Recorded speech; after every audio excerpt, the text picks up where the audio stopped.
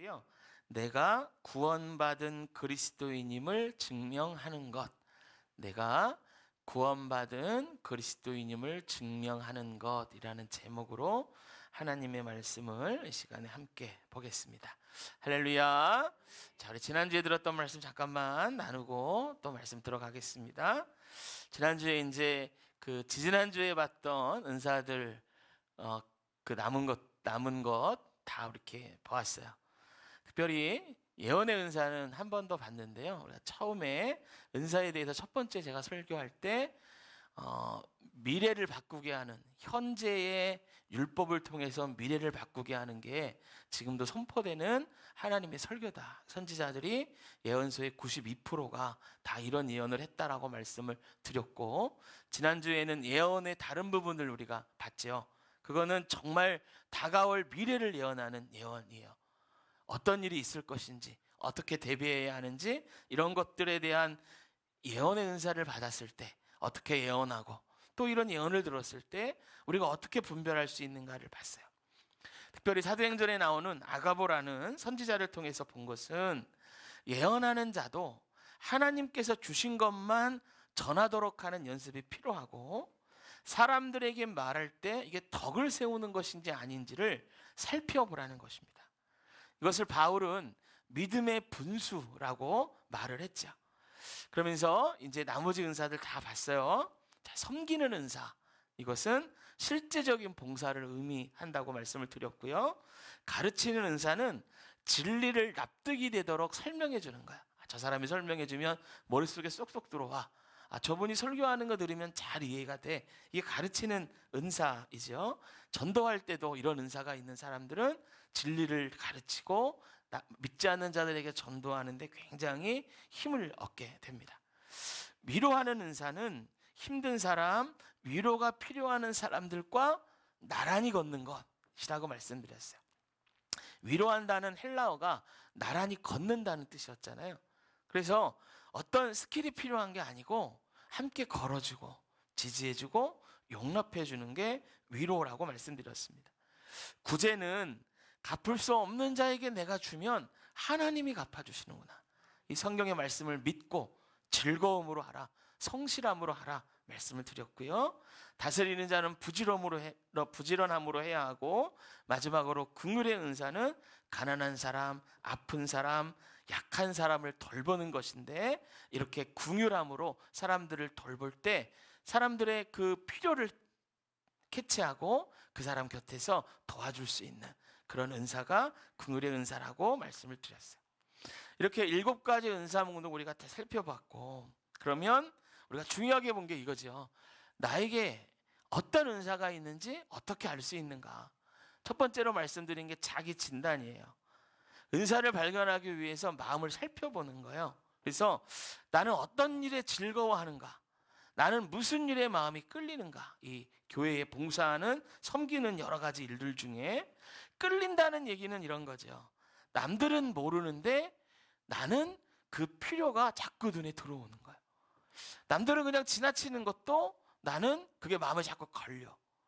어떤 사람이 있는데 남들은 그냥 다 괜찮다고 하는데 나는 그 사람을 위로해주고 싶고 함께 있어주고 싶어. 이건 다 은사가 발동되는 부분이고 하나님이 알게 해주시는 것이라고 말씀을 드렸죠. 그래서 두 번째는, 은사를 발견하는 두 번째는 경험하는 거라고 말씀을 드렸습니다. 어떤 은사든지 내게 무슨 은사가 있는지 사용해 보기 전에는 알 수 없는 거죠. 그래서 몸된 교회를 먼저 섬기면서 나의 영적인 재능, 하나님 주신 은사가 자꾸만 개발되어지고 발견되어지고, 더 나아가서 교회에서의 이 은사를 통한 섬김으로 말미암아 세상을 섬기게 되는 놀라운 은혜가 하나님 주신 은사의 축복으로 우리에게 주어진다는 말씀을 지난 시간에 말씀을 드렸습니다. 할렐루야. 그래서 지난주까지 은사에 대해서 우리가 말씀을 보았고요. 오늘은 그 다음의 말씀 함께 9절부터 보도록 하겠습니다. 할렐루야. 자, 이제 집중하시고 저 보시고, 자, 자꾸 성경에 눈 가는데 집에서 읽으세요. 성경책 아셨죠? 이렇게 설교할 때 성경 읽는 거 아니에요. 자, 저를 이제 다 보세요. 어떤 이제 외국 사람이 한국 사람이 외국에서 이제 교포로 생활을 하는데 거기 외국 신문에 이런 기사가 났대요. 세계에서 고추를 가장 많이 그리고 잘 먹는 민족이 어느 민족인가? 이거를 설문조사를 해가지고 발표를 했대요.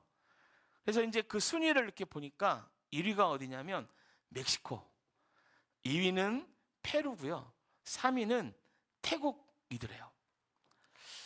이분이 한국 사람 아닙니까? 이걸 보는데 이상하다라는 생각이 들었어요. 왜 그랬을까요? 한국이 빠진 거죠. 뭔가 좀 이상하다. 이럴 리가 없는데? 이러면서 기사를 쭉 읽어 내려갔대요. 근데 기사 맨 마지막에 그 기자가 이렇게 써놨더랍니다. 우리는 놀랍게도 고추를 고추 소스에 찍어 먹는 나라를 발견했다. 이 나라는 순위에 넣을 수조차 없다. 그것은 한국이다. 이러고 기사를 마무리했답니다. 그러니까 한국인이 고추를 고추장에 찍어 먹는 것을 보고는 야, 여기는 진짜 어느 나라도 필적할 데가 없구나. 순위 밖으로 놓은 거죠. 그러니까 뭐 압도적인 1등, 대상 뭐 이렇게 얘기할 수가 있겠죠. 그래서 이걸 보고 그분이 안도가 되면서 야, 이 기사가 신빙성이 있구나. 그런 생각을 했답니다. 미국에서 어떤 식료품 가게를 하신 그 미국 사람이 적은 글이에요. 근데 자기 가게에서 있었던 그리고 자기가 경험한 일들을 이렇게 적어놨어요. 자신이 취급하는 여러 식료품들이 있는데 근데 시간이 지나면 폐기를 해야 되는데 그런데 그 충분히 먹을 수 있는 것도 폐기만 해야 되는 그런 식료품들이 종종 나오고 어떨 때는 그런 게 너무 많더라는 거예요. 그래서 이걸 그냥 버리지 않고 샌드위치를 만들어 가지고요, 식료품 가게 주변에 있는 그 노숙자들에게 이분이 나눠주기 시작했어요. 어느 날에는 이 샌드위치만 주기 뭐하면 이제 큰 통에다가 따뜻한 커피를 만들어서 샌드위치 하나, 커피 하나 이렇게 나누어 줬답니다. 그래서 가게 주변에 노숙자들이 자기를 모르는 사람이 없을 정도로 그렇게 유명해졌대요. 그리고 이 노숙자들도 저렇게 작은 식료품 가게를 운영하는 사람이 우리들에게 이렇게 나눠주니 이건 넉넉해서 그러는 게 아니라 정말 좋은 마음으로 나눠주는구나. 이거를 다 알고 이 샌드위치를 나눠주는 사람에게 돈을 요구하거나 무리하게 굴거나 이런 사람 없이 다 고마워하면서 샌드위치와 커피를 받아갔답니다. 노숙자들 사이에 이 사람 이야기가 이렇게 돌면서 별명이 생겼는데 노숙자들은 이 식료품 가게 하는 분을 샌드위치맨이라고 불렀대요. 근데 어느 날 이 샌드위치맨이 출근을 하려고 이제 자기 가게 앞으로 가는데 자기 상점 가까운 곳에 강도를 만난 거예요. 강도가 칼을 들고 위협을 하면서 다가와요. 그러니까 5초도 안 돼서 주변에 있던 노숙자들이 막 소리치는 거예요. 막 욕을 하고 손가락질을 하면서 야, 샌드위치맨한테 떨어져! 너 떨어져! 막 그러더래. 그러더니 갑자기 노숙자 6, 7명이 칼든 강도에게 막 달려들더라는 거예요. 그 강도가 겁을 먹고 막 도망칩니다. 근데 이 먹은 것도 없는 노숙자들이 강도보다 더 빨리 뛰어가지고 강도를 낚아챘대요. 땅바닥에 막 내려 꽂아가지고 움직이지 못하도록 꽉 누르고 어느새 모여있는 노숙자가 10명이도 못 돼요. 사람들이 막 다 모여드는 거예요. 근데 자기가 볼 때 강도가 너무 불쌍해 보이더래요. 10명의 노숙자에게 붙들려가지고 막 이러고 있는데 또 누군가 신고를 해가지고 강도가 체포됐다는 거예요. 이 일이 다 일단락이 되고 그곳을 벗어나는데 노숙자들이 샌드위치맨을 보면서 이렇게 얘기했대요. 헤이 샌드위치맨, 누군가 너를 건드리면 우리가 뒤를 봐줄게. 걱정하지 마. 이러고 뿌듯한 그 얼굴하고 다 돌아갔다는 거예요. 이 글을 읽으면서 좀 강도는 좀 안 돼 보이지만 이 샌드위치맨과 노숙자들의 그 재미있으면서도 따뜻한 이야기가 아닌가 그런 생각이 들었어요. 여러분, 사람은요 작은 일이든 큰 일이든 살아온 자기의 인생으로 말미암아 내가 누군지 증명될 때가 있어요. 나의 의사와는 상관없습니다. 그동안 살아오는 인생이 내가 누군지를 말해주는 거예요. 여러분, 매운 것을 많이 잘 먹는 민족이 그냥 되는 거 아니죠. 진짜로 고추장에 고추를 찍어 먹을 정도로 우리 조상 때부터 그렇게 먹어서 그렇게 한국에 나면 매운 거 잘 먹는다. 여러분 불닭볶음면 얼마나 유명한죠? 해외에 나가면. 여러분 이 샌드위치맨이 별거 아닌 친절이지만 자기가 볼 때는 샌드위치를 늘 나누어 주니까 강도 만났을 때 노숙자들이 자기 일처럼 달려드는 거죠. 여러분 이렇게 사람은요, 자기가 살아온 인생의 걸음, 그 걸음으로 말미암아 내가 누군지 증명되는 순간이 자기의 의사와 상관없이 다가올 때가 있습니다. 여러분 그렇다면 우리 그리스도인들은 세상과 믿지 않는 사람들 앞에서 무엇으로 우리 자신을 나는 그리스도인이야, 나는 구원받은 사람이야, 이걸 증명할 수 있을까? 여러분 우리는 의를 위하여 핍박받을 때도 있어요. 세상이 우리를 인정해주지 않고 이해하지 못할 때도 있어요. 그럴 때 내가 잘못된 게 아니고 나는 구원받은 그리스도인이기 때문에 세상과 다른 생활 방식이 있어. 이거를 어떻게 증명할 수 있냐 말이에요. 여러분 오늘 설교는 이 질문을 가지고 시작합니다. 세상에서 내가 그리스도인 됨을, 내가 하나님을 믿는 사람임을 믿지 않는 자들 앞에서 무엇을 통하여 우리가 증명할 수 있는가?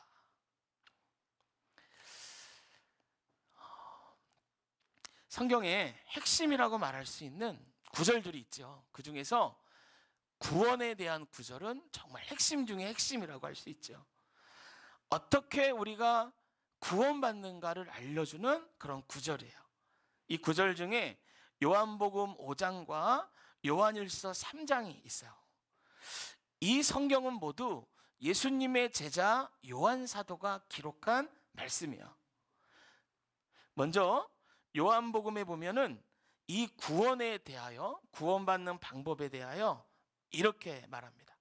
요한복음 5장 24절. 제가 한번 읽게 보세요. 내가 진실로 진실로 너희에게 이르노니 내 말을 듣고 또 나를 보내신 이를 믿는 자는 영생을 얻었고 심판에 이르지 아니하나니 사망에서 생명으로 옮겼느니라. 할렐루야. 여러분 여기서 구원받기 위하여 필요한 게 뭐라고 얘기합니까? 뭐 하는 자는 영생을 얻었고 믿는 자, 그죠? 믿는 자는 영생을 얻었고. 요한복음은 사도 요한이 썼어요. 예수님의 제자 요한이요. 그런데 구원받을 자는 어떤 자냐? 믿는 자다라고, 믿음으로 구원받는다라고 말해요. 이건 우리가 배운 그대로죠. 그런데 사도 요한은 제자들 중에 제일 오래 살거든요. 100살 넘어까지 살았다는 기록이 있을 정도로 굉장히 오랫동안 초대교회 지도자가 됐던 사람인데, 요한 1, 2, 3서 그리고 계시록을 요한 사도가 기록했죠. 그리고 요한복음보다 한참 세월이 지나서 요한 1, 2, 3서를 기록합니다. 그 중에 요한 1서 3장 14절에 보면 어떻게 구원받는지에 대한 똑같은 이야기를 하는데요, 이렇게 썼어요. 이렇게 기록했어요. 자, 한번 보시는 분들은 같이 한번 읽어볼게요. 시작. 우리는 형제를 사랑함으로 사망에서 옮겨 생명으로 들어간 줄 알거니와 사랑하지 아니하는 자는 사망에 머물러 있느니라.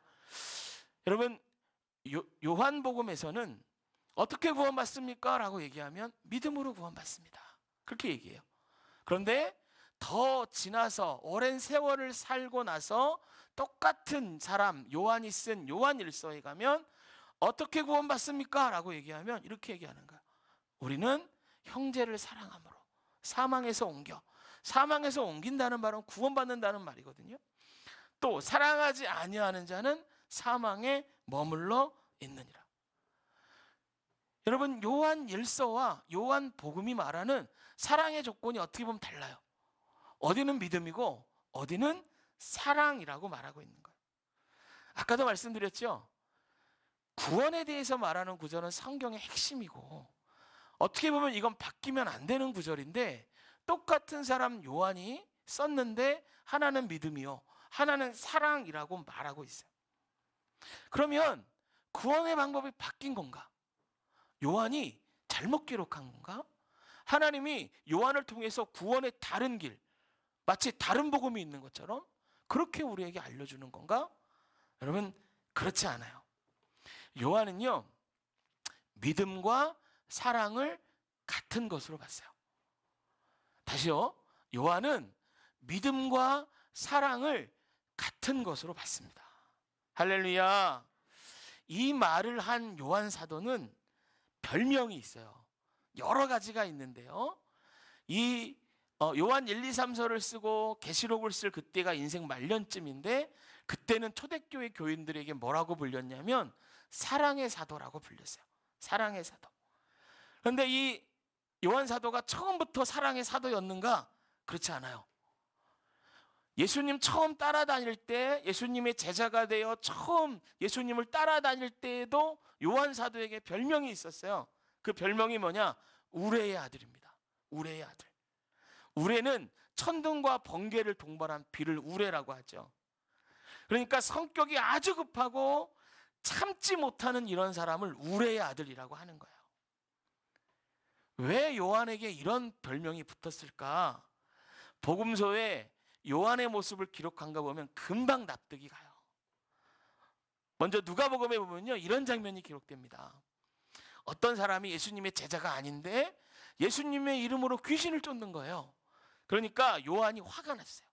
그래서 예수님에게 건의합니다. 예수님, 우리 말고, 예수님의 제자인 우리 말고 다른 사람이 예수님의 이름으로 귀신을 쫓는 거, 그거 못하게 해야 됩니다.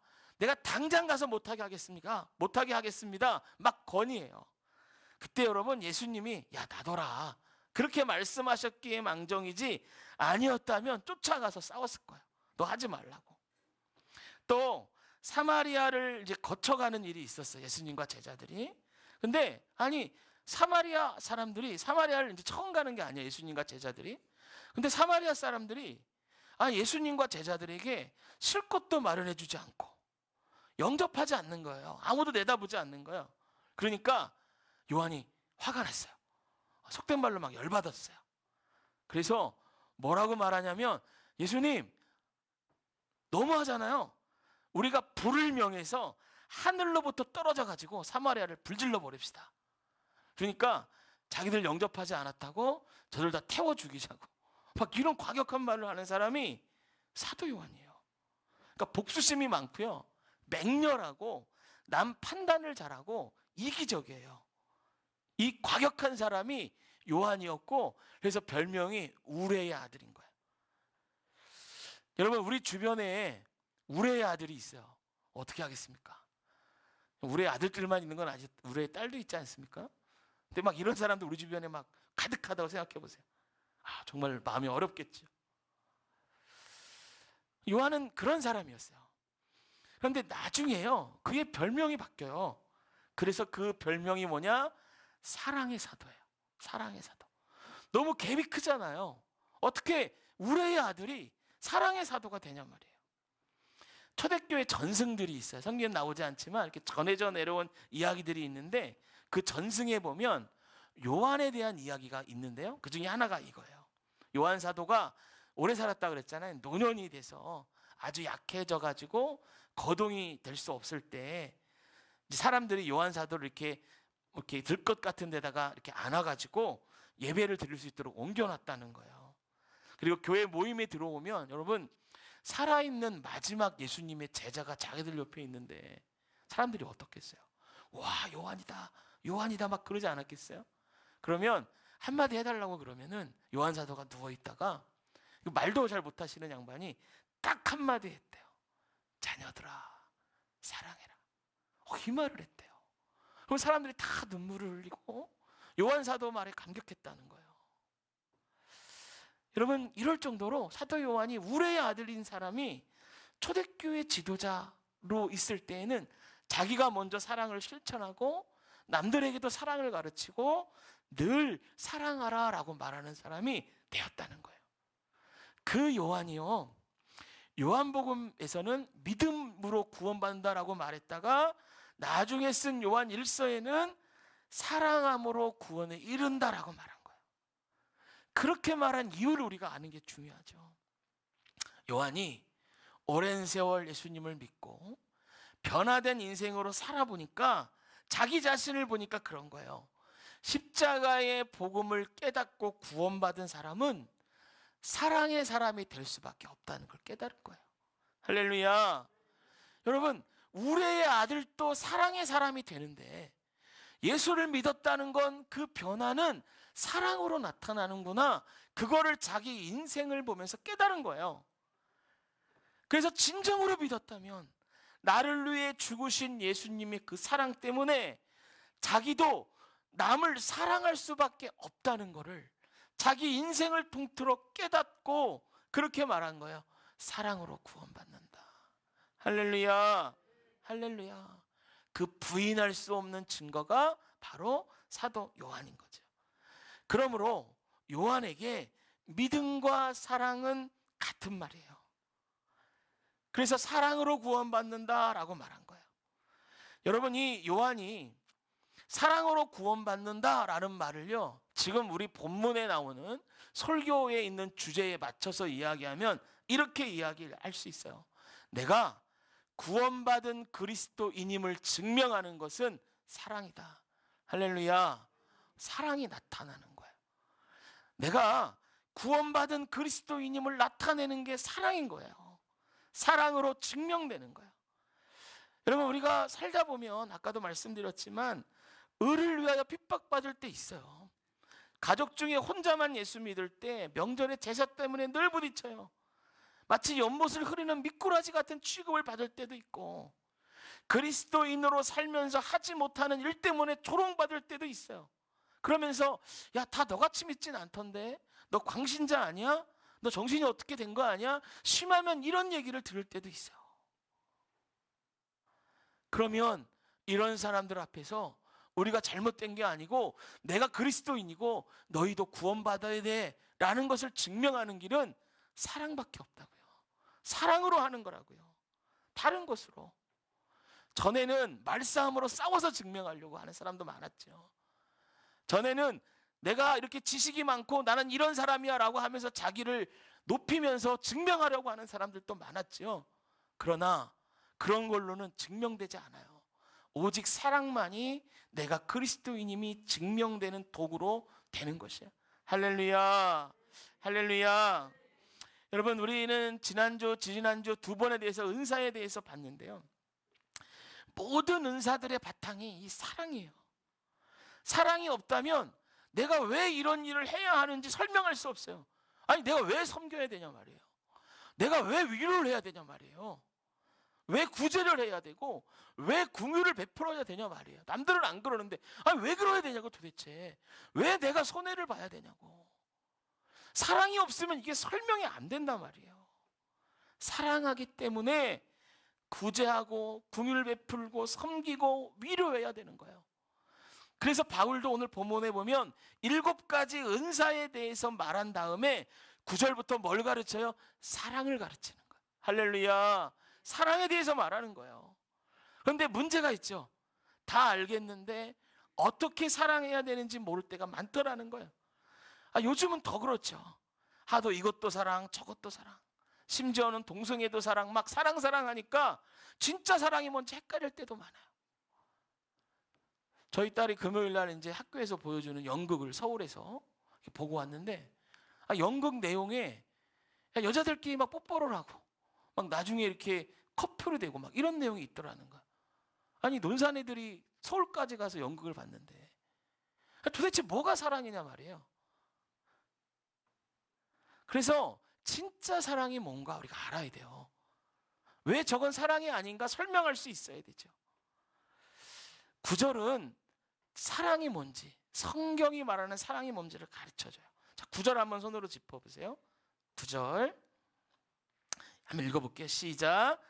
사랑에는 거짓이 없나니 악을 미워하고 선에 속하라. 할렐루야. 성경이 말하는 진짜 사랑은 이 2가지가 있는 거예요. 거짓 없는 사랑, 그리고 악을 미워하고 선에 속하는 사랑입니다. 이 2가지가 같이 있어야 진짜 사랑인 거예요. 거짓 없는 사랑이란 척하지 않는 거죠. 겉으로는 사랑하는 척하지만 속으로 비방하고 편견으로 가득 차 있으면 그건 사랑이 아니에요. 사람들이 모이면 버릇처럼 남 얘기하는 사람들이 있어요. 사랑이 없어서 그래요. 그걸 위선이라고 하죠. 불쌍한 거예요. 그러고 나서 얼마나 창피합니까? 어떤 유명한 여자 개그우먼이 있어요. 이분이 자녀들과 함께 캐나다로 이민을 갔는데 그곳에서 자녀들하고 그렇게 싸운 거예요. 너무 화가 나니까 자녀에게 아주 막 쌍욕을 했대요. 나중에 그게 버릇이 돼가지고 자기는 그러기 싫은데 자녀 앞에 가면은 날마다 폭언하는 엄마가 된 거예요. 개소로 시작하는 말은 뭐 물론이고요. 너 뭐 쓰레기고 벌레고 너 같은 건 죽어라 막 이런 얘기를 했다는 거예요. 입에 담지도 못하는 욕을.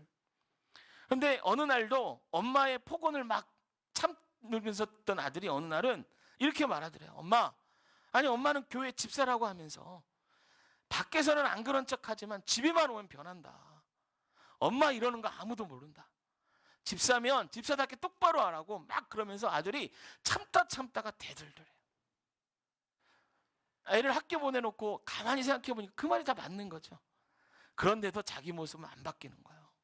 어느 날도 밥상에 이제 밥을 차려놓고 먹으라 그러면서 밥을 먹는데 또 애가 마음에 안 드는 일이 있어가지고 폭언을 막 했대요.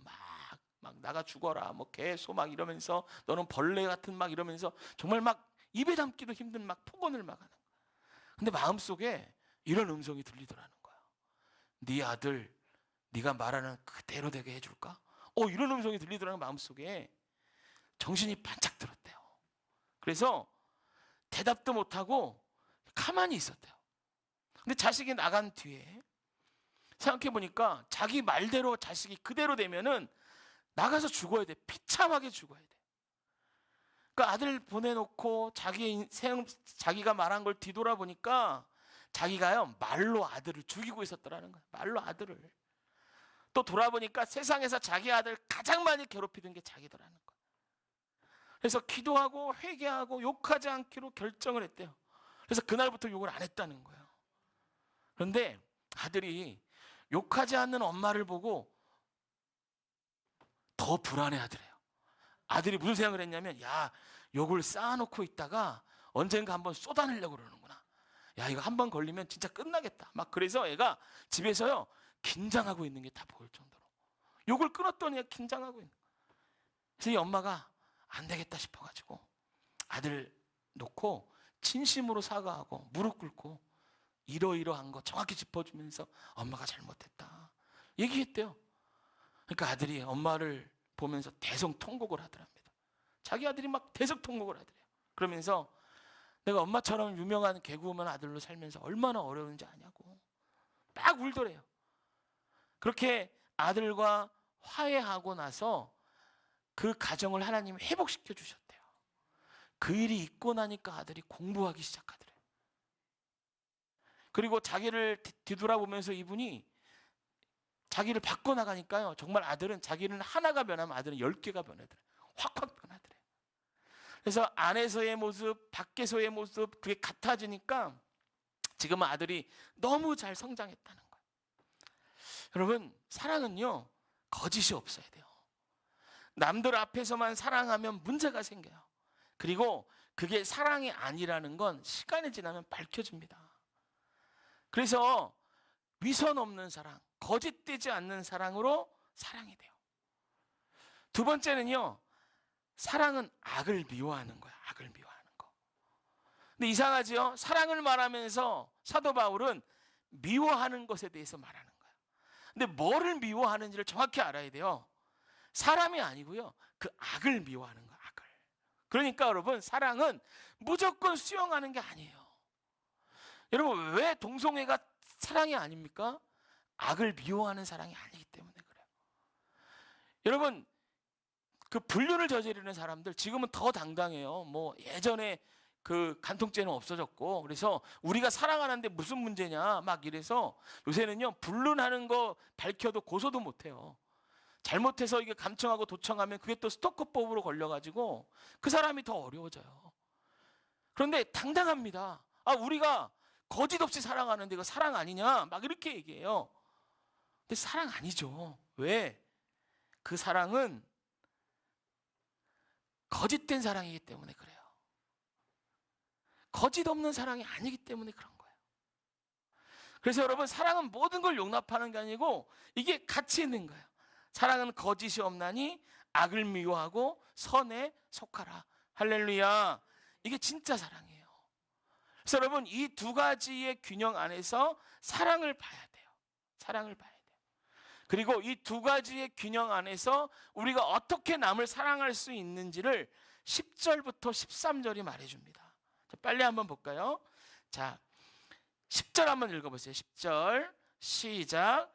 형제를 사랑하며 서로 우애하고 존경하기를 서로 먼저 하며.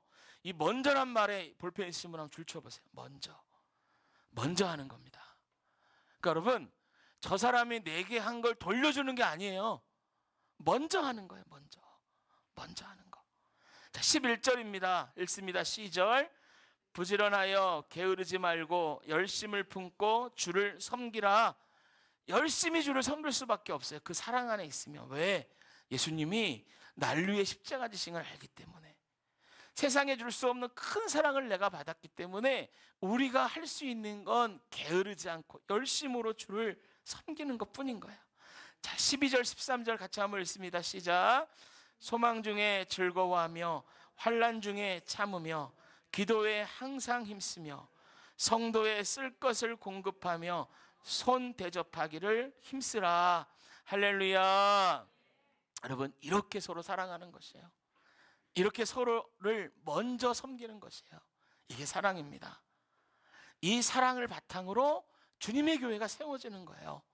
그리고 이 사랑으로 말미암아 우리가 구원받은 그리스도인임을 세상 앞에 증명할 수가 있는 것이에요. 할렐루야. 할렐루야. 여러분, 우리는 주 안에서 한 형제여 자매 됐습니다. 우리는 먼저 서로를 섬겨야 하는 사람이 되어야 할 줄로 믿습니다. 할렐루야. 그래서 주님 주신 사랑으로 내가 그리스도인임을 증명하고 그 사랑과 섬김으로 교회를 세워가는 저 여러분 다 되시기를 주님의 이름으로 축복합니다. 할렐루야. 잠깐 우리 기도하겠습니다.